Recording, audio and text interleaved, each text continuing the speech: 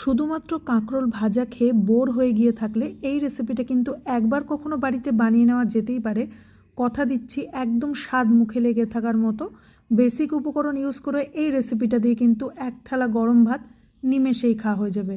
তো এখানে ফ্রেশ আমি একটু কাঁকরোল নিয়েছি, তো প্রথমে ভালো করে ধুয়ে নিয়েছিলাম, তারপর আমি খোসাটাকে ছাড়িয়ে নিয়ে মধ্যেখান দিয়ে দু আধখান করে কেটে এইরকম পাতলা স্লাইস করে কেটে নেব। মধ্য কথা, কাঁকরোলটাকে পাতলা করে কেটে নিতে হবে।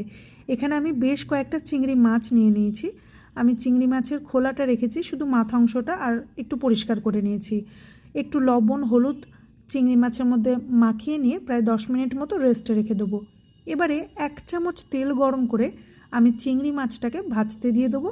চিংড়ি মাছ যেহেতু বেশিক্ষণ ভাজতে সময় লাগে না, তাই এর মধ্যে একটু কাঁচা লঙ্কা দিয়ে 1 মিনিট মতো নাড়াচাড়া করে চিংড়ি মাছ কটাকে আমি ভেজে তুলে সাইডে রেখে দেবো।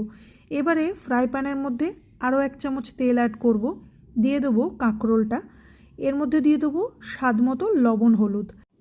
এবারে সমস্ত কিছুকে খুব ভালো করে মিশিয়ে নিয়ে গ্যাসের ফ্লেমটা মিডিয়ামে রেখে 2 থেকে 3 মিনিট মতো নাড়াচাড়া করে নেব। তাতে করে কিন্তু কাঁকরোলটা ভাজা হয়ে যাবে। তারপর গ্যাসটা কমিয়ে ঢাকা দিয়ে আরও 3 থেকে 4 মিনিট মতো রান্না করে নেব। তাতে করে কাঁকরোলটা কিন্তু সফট হয়ে যাবে। এবারে কাঁকরোলটা ভাজা হয়ে গেলে তুলে সাইডে রেখে দিয়ে ফ্রাই প্যানে আরও 1 চামচ তেল অ্যাড করে বেশ খানিকটা পেঁয়াজ আর লঙ্কা কুচি অ্যাড করে দেবো। পেঁয়াজটাকে 2 থেকে 3 মিনিট একটু হাই ফ্লেমে নাড়াচাড়া করে নেব।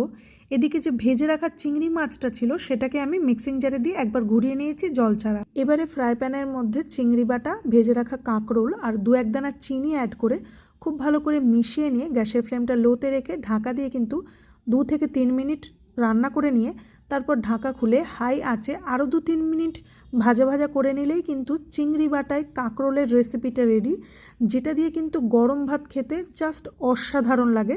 তো রেসিপি দেখে বাড়িতে বানালে আমাকে একবার অবশ্যই জানাবেন।